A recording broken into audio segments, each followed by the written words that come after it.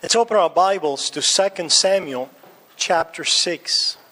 2 Samuel chapter 6.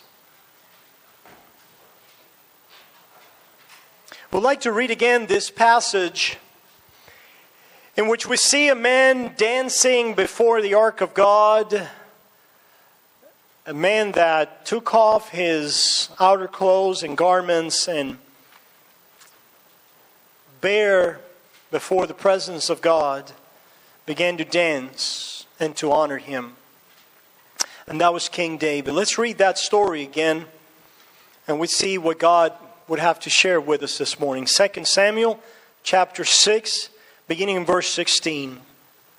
Now, as the ark of the Lord came into the city of David, Michal, Saul's daughter, looked through a window and saw King David leaping and whirling before the Lord.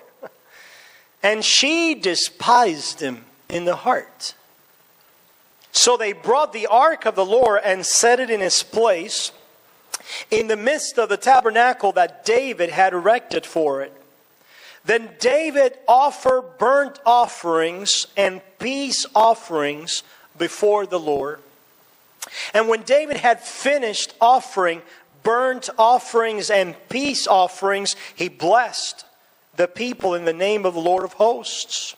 Then he distributed among all the people, among the whole multitude of Israel, both the women and the men, to everyone a loaf of bread, a piece of meat, and a cake of raisins. So all the people departed, everyone to his house. Then David returned to bless his household. And Michal, the daughter of Saul, came out to meet David and said, "How glorious was the king of Israel today, uncovering himself." Can you picture her? How glorious, right? Was the king of Israel today, uncovering himself today in the eyes of the maids of his servants, as one of the base fellows shamelessly uncovers himself. So David said to Michal, "It was before the Lord who chose me instead of your father and all his house to appoint me ruler over the people of the Lord, over Israel.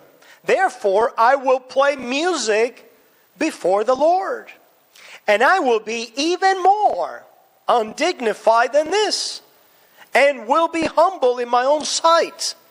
But as for the maidservants of whom you have spoken, by them I will be held in honor." Therefore Michal, the daughter of Saul, had no children to the day of her death.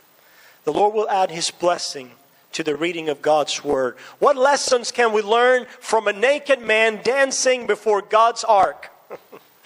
Pleasing God over man. Well, number one, we have to know what God's ark represents, right? Otherwise, the whole story is kind of confusing.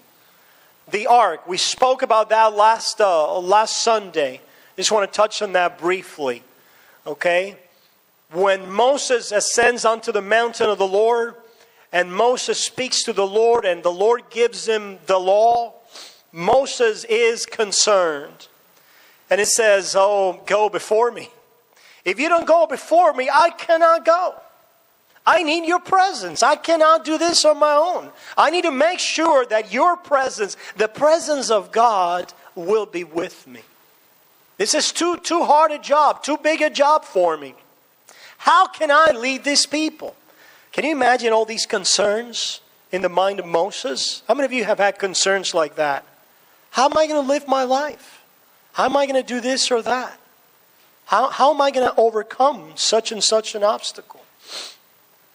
How am I going to get through what I've been through and make it to the other side?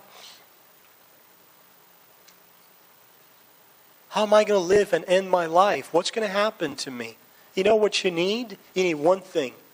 What Moses was asking for. What? The presence of God. Unless you go before me, Lord, I cannot go. So I wonder if that is what we every day cry out for. I need you.